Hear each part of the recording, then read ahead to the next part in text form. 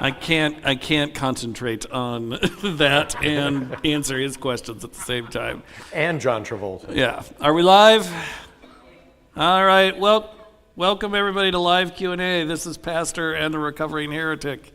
I might be Pastor Dave. And I am most certainly the Recovering Heretic. I like that confidence. I know who I am. Still on pirate theme. Still on pirate theme. Carrying over from Thursday. It's been in there. Yeah. Pirate theme Jedi. Yes. So today. Okay. Yes. Today. Uh-huh. Food in the Bible. Yes. Focusing on bread because that was today's reading. Yep. But before we get to that, I think it is time to reveal one of the deep, dark secrets of clerical work. And that is the beginning of 6 weeks that are your favorite in the cycle B of lecturing reading. So for those of you who don't know, right, our lectionary readings are chosen on a 3-year lectionary. These are, we call them years A, B, and C. Year B is the Gospel of Mark and Gospel of John year. You kind of alternate between, they're governed by which Gospels you focus on. So B is this mashup of Mark and John, which I've already find frustrating, by the way. Why? Well, because I don't really like John, and I want Mark to have his own year. So Mark's earned it. Right, Mark's earned it, dang it. He invented a genre. So, and this is how we respect him. Right, and this is how we respect him. He invented, he invented this. But pastors who preach from the lectionary, not all pastors do, but those of us who do, dread this year B with a mighty dread, because that sounds like a hymn title. I know, there. with a mighty dread, yes. Mighty dread is cycle B. But dread it because there is 6 weeks of John chapter 6 of Jesus saying every week, "I am the bread of life." So this after this, Jesus will, because John does this thing where there's miracle and then there's discourse on the miracle, and so the miracle is the feeding of the 5,000, and for the next 6 weeks Jesus is going to be going on this "I am the bread of life" thing, and he'll say it every week, every Sunday. And after about week 4, I'm like, all right, no carb diet, like keto all the way, like gluten-free Jesus. Right, I'm done, So that's coming up. It's really boring to hear pastors complain about the lectionary, but I am complaining. So what do you complain because it's hard to write sermons then for 6 weeks straight on the bread of life? Yeah, you just get bored as we get bored as preachers too, right? And so it's like after week 3, you're kind of like, okay, I get it, and I've done all the grain analogies I can do. Right. There's only so many illustrations I have about bread, and so and then you go to the Old Testament lesson, but the Old Testament lesson also they try and connect it, so it's also about bread, and and through that you've got Paul in this cycle of Ephesians, which isn't really helpful, usually. So pastors really stuck when I'm not answering a lot of questions here, but pastors really stuck when you get to the Psalm. When a pastor's preaching on the Psalm, then that is your key code word for he's stuck. Now that's cool. You may not have answered a lot of questions, but we got some holy venting. Well, you got a little behind the scenes how the sausage is made kind of thing there. So. I think that's refreshing. Or how the bread is baked, or whatever analogy we're using. Well, let's go back to how the bread is baked. Mm-hmm. Although now I'm thinking a new catchphrase for the church could be Jesus, the greatest greatest prophet since sliced bread. Yes, well, it could be. Yeah. I see you're actually considering that. I'm considering it, could be. All right, let's trademark it. So let's start with this story resonates with, I think it's Matthew also does a bread thing. A feeding of the crowd. The feeding of the 5,000 is the only miracle story in all 4 Gospels. Okay. So that may imply that something like this happened Right. in reality, historically. Yes. But there is that aspect, since it isn't all four Gospels, they all have a slightly different twist on it. So I feel like sometimes the Gospels seem like the game of telephone. You know, for example, you know, in Matthew, they already know about the boy with the leftovers. Yeah. You know, in John, they don't. You get into the. John's much more of the bureaucracy, right? Philip is like, no, you know, we don't have it in the budget. We don't have the money for it. Right. Jesus is like, well, let's, you know, and then Right. all of a sudden, oh, hey, I'm a little kid and I happen to have a bunch of loaves here. Right. You know, so there are variations on a theme. Why is that? Why was it actually a game of telephone? Is this because it was an oral tradition before things got written down? I mean, that's part of it, right? Although I would give ancient societies more credit for their oral traditions. We're bad at the game of telephone because we're not an oral society, so we don't think. So we've got the crutch of it having written, so we don't Right. bother. We don't bother to. Oral societies were actually much better at the game of telephone than we give them credit for, you know. So I would say that first, you know, telephone's a more reliable game in the ancient world than it is in our world. I mean, I think a lot of it has to do, part of it has to do with agendas, right? Like each gospel author they're not telling history the way we think of it, you know, like the way we think of history is a really newish idea, you know, like, and so they're not telling history in the kind of scientific accuracy sense. You know, they want you to, what they are telling you is reliable, but they also have agendas in their telling. Okay. You know, and that's something we tend not to try to have in everybody, even though we try not to have it, everybody still has it, you know, so in some ways they're just being more honest. Yeah. So part of it has to do with different agendas of the telling, right? You know, so, you know, John's kind of interested in this parallel to Moses, you know, that's Jesus, you know, on the mountaintop in the wilderness, you know, the crowd finds him there, right? Yeah. You know. Yeah, I mean, in John, he gets a real workout. He seems to go up and down the mountain a couple of times. Right. You know, and this is parallel to Moses of them being fed in the wilderness, you know, and so. Although John points out it's a comfy wilderness. It's a comfy. Lots of grass. For Lots them of to grass, sit. right? You know, it's not a dry wilderness. Seems to be an important detail for him. Right. Comfortable. It is. Some of it just has to do with perspective, right? You know, if I asked you to tell me the story about how you met your wife, and I asked Renee that story, even though it's the exact same event and you both experienced it, I'm sure there would be different, if I really drilled you on the details, how many chairs were at the table, you know, on your first, like, you know, I'm sure, what did you drink, right? Yeah. Like, well, the very details that we remember, right? Right. 'Cause everybody has different priorities. right, So what they're going to remember, the two stories may be completely factual, right, but what is remembered in those stories is going to be different right. for each person. Right. And so, you know, if we take tradition at its face, which I usually do until not, you know, Yeah.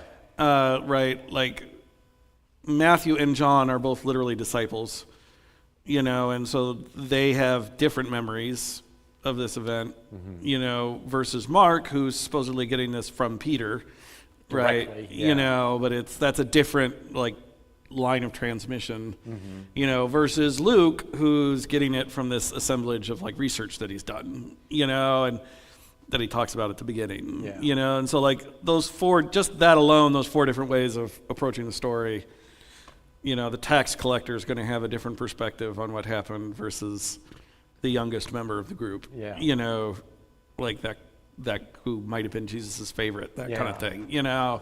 That's true. I think about, Philip's standpoint. Philip would probably have details on exactly, not just roughly 5,000 people. Philip would have an exact Yeah. tally, 4,993 and 2 infants. Right. You know? So like the crowd's a little different. How the crowd is described, that's another little detail, right? Like, because some of the other gospels say 5,000 men, plus their families. Yeah. This says just the crowd numbered about 5,000, Yeah.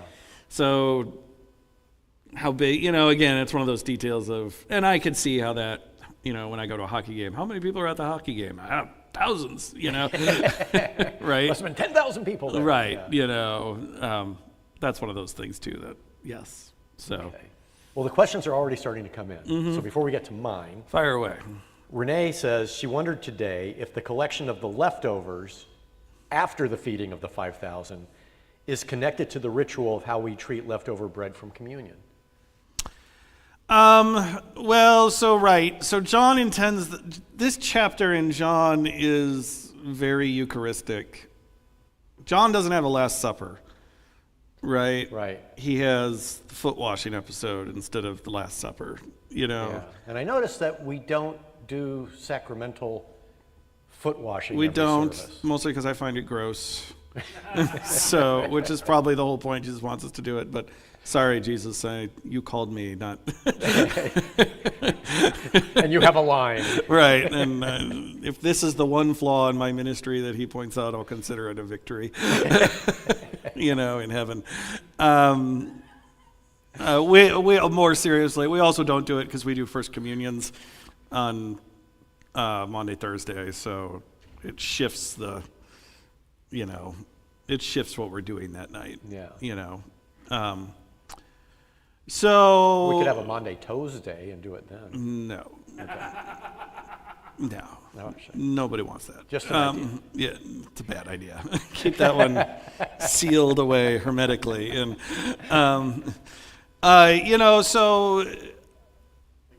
so John doesn't. Yeah. No, I like that. Keith just said, make the vicar do it. Yeah, all right. I think it's a good rite of passage. I think it's a great possible. If the vicar wants to do it, the vicar can do it. So John doesn't have a Last Supper. So John chapter 6 kind of functions as his Eucharistic chapter, So there's this So Renee, you're picking up on something that's intended in that. When Jesus keeps saying, I am the bread of life, right? He's saying it in the context of, I am the bread of life. You have to eat me and drink me, to have part in me. It's this extended discourse on literally eating and drinking Jesus, and so John chapter 6 functions as this, this Eucharistic chapter. And the miracle in all four versions, right? There are certain, I don't know about the specific practice, right? But there are certain keywords that tip you off. He took, blessed, broke, gave thanks. These verbs that we use at communion ourselves. And we're supposed to pick up on that. Well, that reminds me. Steve made a comment that how big were these baskets? Doesn't tell us. They weren't prepared for anything else, but they happened to have baskets left over to grab all the leftovers. I don't know. There's a lot of. I've always wondered about the physics of this miracle. Like, do you tear off a piece and then a new piece just instantly, does it come with a sound effect? Does it, a little popping effect. Right. Is it just like you tear off a piece and then it's there again? What are the physics of this miracle must have been amazing. That's where I always get lost in it. Well, and even that. And with the fish, that would seem like pretty gross. Like I'm ripping fish off. They and grow their little fish heads. Right. Yeah. Right. Like what's the how's this working? But who knows? And did it stink? Right. That would have been kind of. Yeah. Well, that made me wonder too. That was one of the differences. In one of them, I don't remember which was which, but one of them, Jesus tells the disciples, go out, give them, they'll all get fed. And in the other one, it says Jesus went and fed.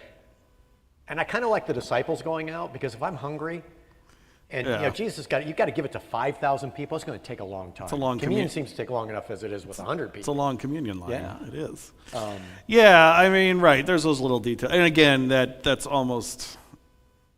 Well, it seems like a little detail, but each version, that has different theological ramifications. If Jesus is doing it directly versus it's happening when the disciples do it. It's happening through the disciples. Yeah. Yeah, no, and it is a difference, and it's those little details actually that, people say, oh, it's a contradiction or whatever, but I actually think those are what make it believable. If they all literally agreed on the exact same story, like I'd be like, okay, they prearranged this, it's too good, right?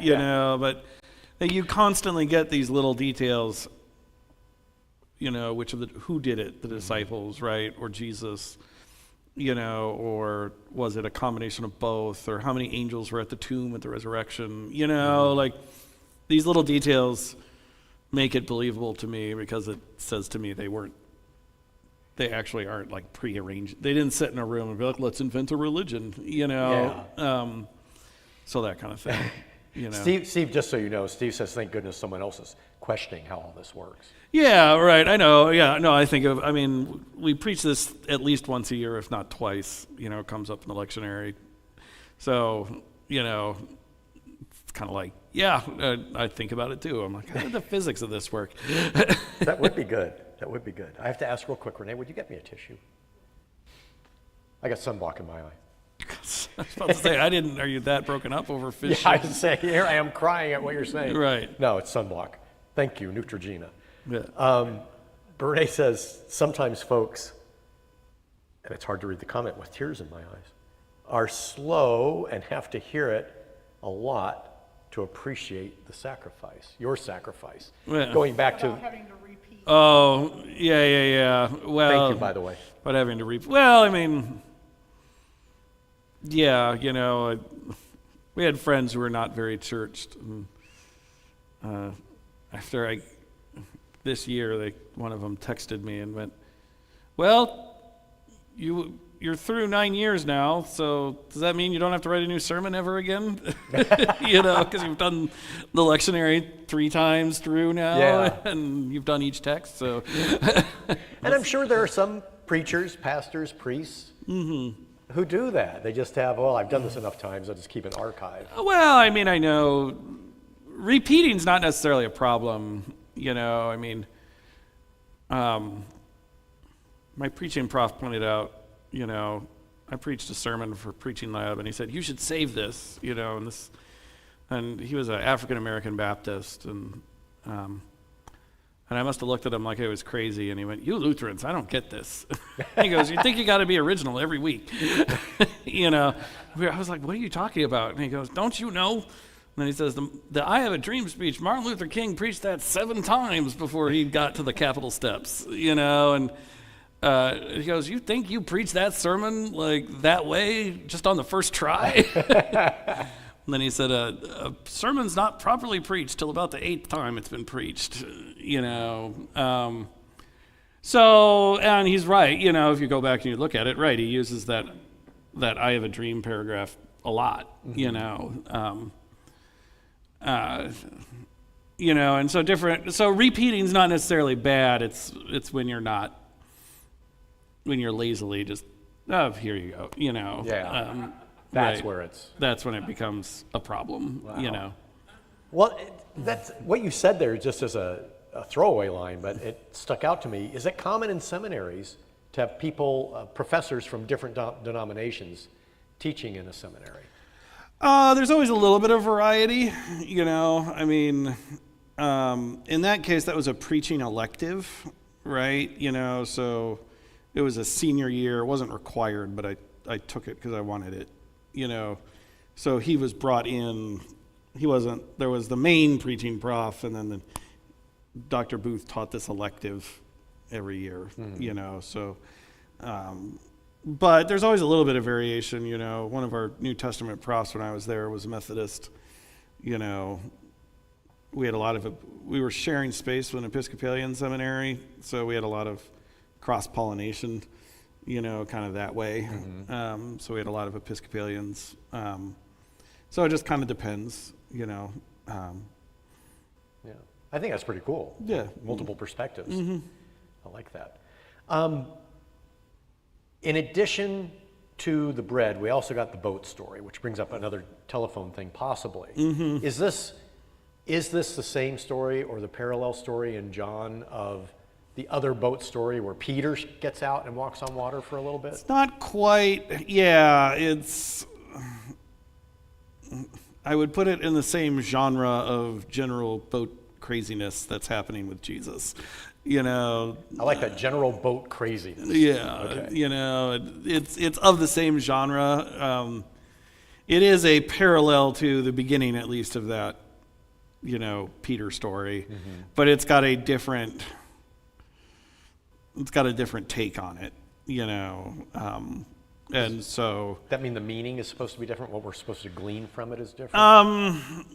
Peter's clearly has to deal with a lot of faith, because as soon as he questions his walking on water, he sinks. So the meaning of the Peter story is actually different than everybody thinks it is. The Peter story, the meaning of the point of the story is not why did you doubt is directed not at Peter sinking, but it's directed on his desire to get out of the boat at all. Ah. Right? Because Jesus is coming toward them, so it's really stupid that Peter thinks he has to prove that it's Jesus by walking on the water, right? Jesus actually, he's walking their way. He'll be there in a moment. And the whole point of the story is that people mess this up because they think it's about, don't doubt like Peter. And actually, yes, but the point is, trust that Jesus is coming to you. You don't need to go meet him halfway, Yeah. Which is a much different thing than meet Jesus halfway, and even if it's walking on the water, it's like, no, that's works righteousness. That's bad. Yeah. It's Jesus coming to you anyway. Just don't get out of the boat, you silly fool. Just be patient. Right. Just, he's coming to you. So that's the point of the Peter story. The John one, his goal is to get out that I am he, right? Do not be afraid. It is I. What does he say there? It is I, or I am he. Yeah, it is. And again, my eyes are still watery enough. I can't make it out. But yeah, that's the gist of it. So, anytime in the Gospel of John, John's doing this thing where when Jesus says, I am he, or I am the one, or it is I. It is I. I can read it now. Yeah, it is I, right? It is I, do not be afraid. Right. He's doing this thing, it's called ego eimi, right? In Greek, that's I am, right? It sounds like Popeye. Yeah, it does. Except, and in John, if you translate God's name, right, I am that I am, into Greek, it's ego eimi, right? And so, often when Jesus in John is saying I am, right, he is playing off that. He's saying, right, he's trying to draw this distinction, this allusion to God, right? This is also why in John's gospel, when they ask him, are you the Messiah? And Jesus answers, I am, right? That's, I am. Still riffing off that. Right, he answers, I am, and I am the one, or something like that. That's ego eimi. And that's why the high priest tears his cloak and says, we have proof of his blasphemy. We need no further proof. See, that gets lost in translation. It does get lost in translation, right? Because he's literally committed, he's literally said God's name. And only the high priest is supposed to do that on Yom Kippur, so. Although I'll tell you, it must have been a very lucrative job to be the tailor to the high priest. They were rending their clothes so much. I like to think they came perforated or something, Ancient Velcro. Right, it's just, right. Or just, zipper, So, the whole point of the story then is after this bread of life miracle, Jesus, this is in case you missed who this is, right? Right. Hit you over the head with it one more time. Right. Let me fully declare, right, the one who has power over weather, and the very source of life, food, is walking to you, so that's a little different than the Peter story, Yeah. Although I like the sci-fi element in here, or at the end when Jesus reaches the boat. There's a bit of translocation, there's right? like this transwarp gateway. Right. that opens and poof, they're suddenly Again, on the does other it side come of the with lake. side effect? I would love a sound effect, Yeah. Well, there would have been something, right? Because they would have displaced air when they rematerialized. Right. So you would have gotten like a. Right, like the improbability drive and Douglas Adams, Yeah. right? Yeah, they turned into a pot of daisies on the way over. Yeah, right, or something like that. Although I like that as a sci-fi element, why is that there? What are they saying that Jesus mystically, instantly transports them to the other side? Well, it gets back to that. Under their own effort, they couldn't do it. With Jesus, they could. Like Jesus allows them. It happens with Jesus, not without him. Yeah. Whatever journey they're on. Jesus is the warp core. Right. He is the warp core that allows their traveling. I like that. Right. The motorboat, Motorboat on the motor. Right. I prefer to think of it as a hyperdrive. I've got this icon. I've got this great icon on my wall. It's called the icon of the mystical church. And it's a picture of Jesus and then all the saints, and they're in the boat. And all the saints are fishing, and Jesus has both the sail and the rudder in his hand. One hand has the sail, the other one has the rudder. Yeah. And that's kind of that's why I love it, is that all our job is to fish, right? Our job is not to sail the boat that is the church. Jesus got that handled, right? We're on fish duty, right? Like that's all we are, we're fishmongers, we're not here to drive the boat. Jesus has the con. Right, Jesus has the con, let him do his thing. Yeah. All we got to do is fish. Well, you alluded earlier that there are points where you questioned if this was set up. The What do you mean? the knowing that they were going to go and have to feed this crowd. Oh. And that reminds me that it also, because of today's Old Testament reading, so strongly paralyzed Elisha's story. Yes. And that does, because there are ways that Jesus did set things up to fulfill the prophecy. Right. Could this have been another one where maybe they actually did meet ahead of time Yeah, and say, okay, this is one of the prophecy parallels we got to do. This is a common tactic in the Gospels. They're trying to show Jesus is more than just a prophet, right? And so they'll put him in these situations which parallel the prophets of old on a better scale. So Elisha has this miracle with things being fed. It's like, oh, okay, we'll do it with Jesus on a bigger budget. Like the Cecil B. DeMille version. Well, what's the secret to any good sequel, right? Double the crisis and double the special effects budget. Yeah. That's true, because Elijah was only 100 people. Right. And now we have 5,000. Now we have 5,000, right? And so cast of thousands. When I say they have an agenda, that's partially what I mean, right? They're trying to show this prophet in a different light, But because of them doing that, is that one of the reasons? The Quran has great respect for Jesus as a prophet. And is this part of why Muhammad recognized that? Islam recognizes that role? Well, I mean, Islam's thing is it's always seen itself in continuation of revelation with Judaism and Christianity.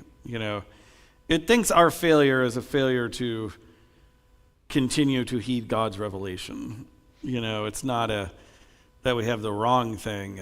We are wrong on certain things, I think, but it's not that we're still people of God in a certain way. It's just we've stopped where they think God hasn't stopped. And We stilted our own growth. yeah, right. And so it's like we mistook something as final that wasn't the final word. And the Quran for them is God's final word. And so they'll actually point to things like Jesus is talking about the Paraclete coming, and they'll say, "Oh, that's Muhammad," right? And we'll say, "No, it's the Holy Spirit." But it's this debate over when. I mean, it's the same debate between all three Abrahamic faiths. It's when is revelation closed, Yeah.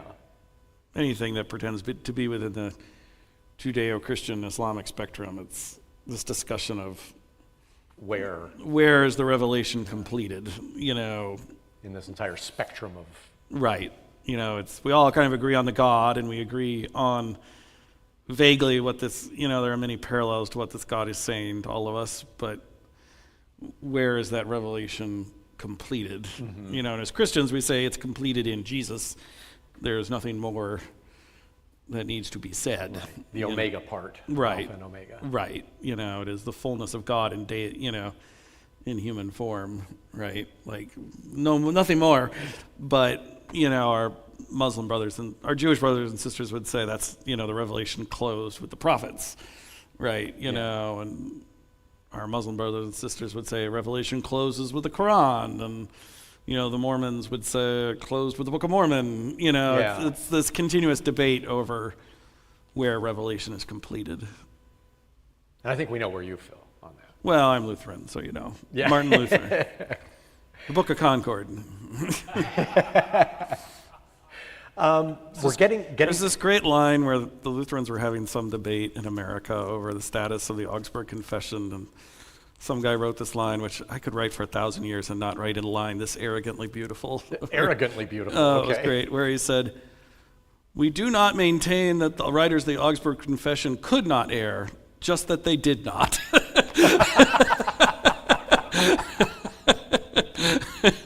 All right, there is a hubris there. It's great. I quote it all the time. It's great. I'm like, yeah, that's a yeah. Not that they could not have erred, just that they did not.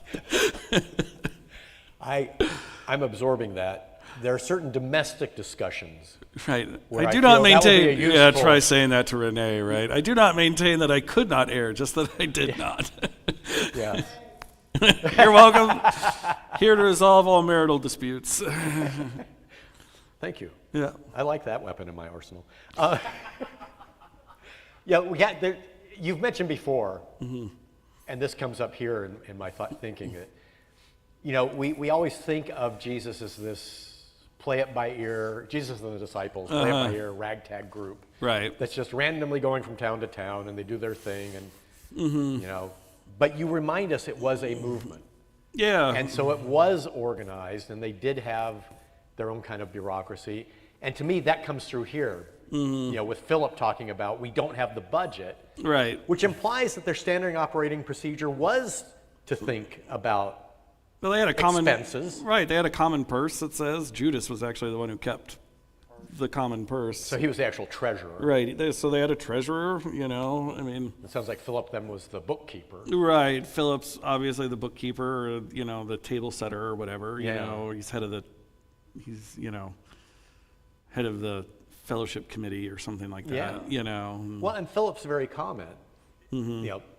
Implies that he was the head of the fellowship committee. Right. It implies that their standard operating procedure was to feed the crowds that would come to talk to him. People sometimes say like, oh, Christianity went wrong when it became an organized religion, or some line like that. And I always say, no, that's wrong because it's always been organized. Like, it was not just a feeling or a relationship, it's always been this very organized movement, to the point where after Judas dies, after Jesus ascends into heaven, the first thing the disciples do is elect a new apostle, right? Like they hold a leadership election, like, and it is an election, right? Right. It's by lots, but they hold a leadership election,